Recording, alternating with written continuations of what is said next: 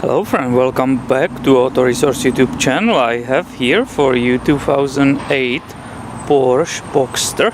I would love to show you not just the detail of the exhaust, not this videos about the wheels and the brakes. I totally dig these rims. I think they're absolutely beautiful. And I really like the details of the brakes. Look at that beautiful caliper. It's absolutely awesome.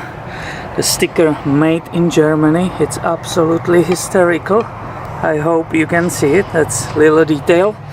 Unfortunately, as you can see, that surface rust on the rotor just to show us that this vehicle wasn't driven in like a 1 week.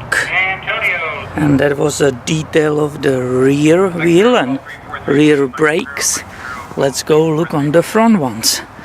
Obviously all of us know these are way bigger, right? So the caliper, it's way bigger. I completely love it. This rim, it's perfect, and I will say timeless.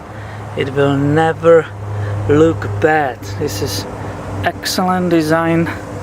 I really love it.